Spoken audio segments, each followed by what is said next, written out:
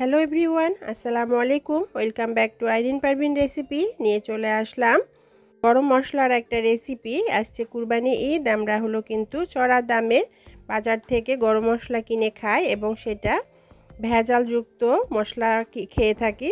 ঘরে আমরা কিভাবে খুব সহজে অল্প খরচে ভেজাল মুক্ত গরম মশলার গুঁড়ো বানিয়ে নিতে পারবো সেটাই আমি আপনাদের দেখাবো। আর এই মশলাটা অল্প একটু যে কোনো খাবারে ব্যবহার করলে এটা স্বাদ দ্বিগুণ বেড়ে যাবে। বিরিয়ানি, তেহারি, কাচ্চি, গরুর মাংস, রেজালা, রোস্ট যে কোনো মাংসের রেসিপিতেই আমরা একটু ব্যবহার করলে এটা স্বাদটা দ্বিগুণ বেড়ে যাবে। তো বন্ধুরা, আশা করছি আমার এই গরম মশলা গুঁড়োর রেসিপিটা আপনাদের ভালো লাগবে। ভালো লাগলে লাইক, কমেন্ট, শেয়ার করে চ্যানেলটিকে সাপোর্ট করুন। এভাবেই পাশে থাকুন। এইরকমই আরও নতুন নতুন রেসিপি দেখতে চাইলে আমার পেজটিকে সাবস্ক্রাইব, ফলো করে রাখতে পারেন। তাহলে চলুন কিভাবে আমি গরম মশলার গুঁড়োটা বানাবো সেটাই আপনাদের সাথে শেয়ার করি। তো আমি এখানে একটা বড় সাইজের প্লেট নিয়ে নিয়েছি, আর এখানে আমি গোটা গরম মশলা নিয়ে নিব। অল্প অল্প করে নিব, আমি অল্প পরিমাণে বানাবো। আপনারা যদি বেশি করে বানান তাহলে সব কিছু ডাবল করে নেবেন, বেশি করে নেবেন। তো এখানে আমি 5-6টা তেজপাতা নিয়ে নিয়েছি, আর তেজপাতাটা হলো কেচি দিয়ে ছোট ছোট করে কেটে নিলাম। ছোট ছোট করে কেটে নিলে পরে এগুলো ভেজে নিতে খুব সুবিধা হবে, তাড়াতাড়ি ভাজা হয়ে যাবে এবং গুঁড়া করতেও খুব সুবিধা হবে। তো তেজপাতাগুলো কেটে নেওয়া হয়ে গেছে, এটা এক সাইডে রেখে দিলাম। এখানে আমি 1 টেবিল চামচ এলাচ নিয়ে নিয়েছি, এটা এখানে দিয়ে দিলাম। 2 টেবিল চামচ দারুচিনি নিয়েছি, আর দারুচিনিটা আমি একদম ছোট ছোট করে ভেঙে নিয়েছি, সেটা এখানে দিলাম। 1 টেবিল চামচ গোটা জিরা দিয়ে দিলাম। 2টা জায়ফল দিয়ে দিলাম। 2টা স্টার অ্যানাইস দিয়ে দিলাম, এটাকে তারামরিও বলে। 1/2 চামচ জয়িত্রী দিয়ে দিলাম। 1/2 চামচ লং দিয়ে দিলাম, এখানে 1/2 চামচ কাবাব চিনি দিয়ে দিলাম। 1 টেবিল চামচ শাহি জিরা দিয়ে দিলাম। 1 টেবিল চামচ পোস্ত দানা দিয়ে দিলাম। 1/2 চামচ গোলমরিচ দিয়ে দিলাম। এখানে কয়েকটা কালো এলাচ নিয়ে নিয়েছি বা বড় এলাচ নিয়ে নিয়েছি।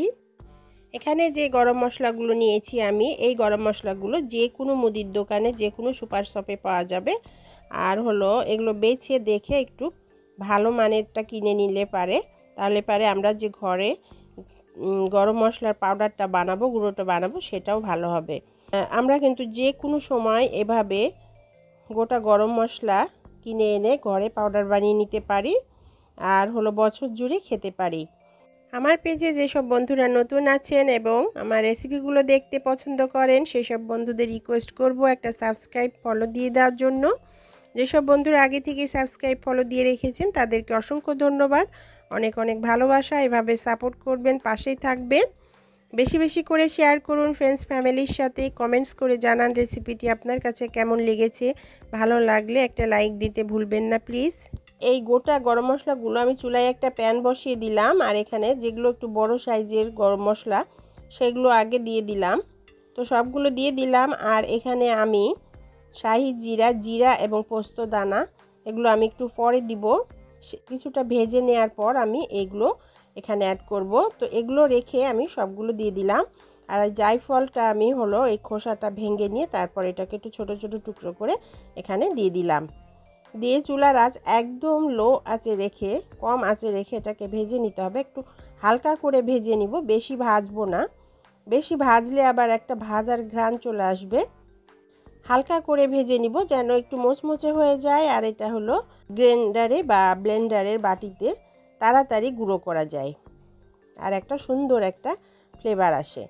তারপর এখানে আমি যে জিরা, শাহি জিরা এবং পোস্ত রেখেছিলাম সেটা দিয়ে দিলাম, দিয়ে এটাকেও ভেজে নিব। আর যদি আপনারা এভাবে ভেজে নিতে না চান তাহলে পারে কিন্তু এই মশলাগুলোকে 3-4 দিন যদি রোদ্রে একটু দিয়ে গরম করে নেন, একটু মুচমুচে করে নেন, তারপর পাউডারটা বানিয়ে নেন, তাহলেও হবে। তো দেখুন এটা ভেজে নেওয়া হয়ে গেছে, খুব সুন্দর একটা ফ্লেভার আসছে। তো আর ভাজবো না, এরকম ভেজে নিলেই হয়ে যাবে। দেখুন তেজপাতাটাও ক্রিস্পি হয়ে গেছে, মুচমুচে হয়ে গেছে। আর এখানে দারুচিনি, জয়িত্রী যা আছে সব কিছুই মোটামুটি মুসমুসে হয়ে গেছে, ক্রিস্পি হয়ে গেছে। তো এটা এখন গুঁড়ো করে নেওয়ার জন্য একদম পারফেক্ট। তো এখন চুলাটা বন্ধ করে দিলাম, দিয়ে এই প্যানের মধ্যে কিছু সময় এটাকে রেখে দিব, দিয়ে এই মশলাগুলোকে ঠান্ডা করে নিব। গরম গরম এই মশলাটা গ্রাইন্ডারে বা ব্লেন্ডারের জারে যদি গুঁড়ো করি তাহলে পরে গ্রাইন্ডার বা ব্লেন্ডারটা নষ্ট হয়ে যাওয়ার চান্স থাকে। তাই জন্য এটাকে ঠান্ডা করে নিলাম। নিয়ে এখানে আমি একটা ব্লেন্ডারের জার নিয়ে নিয়েছি। আপনার কাছে যে শুকনো যে পাউডার করার যে জারটা আছে সেটার মধ্যে নিয়ে নেবেন। নিয়ে এটাকে আমি ব্লেন্ডারে গুঁড়ো করে নিব।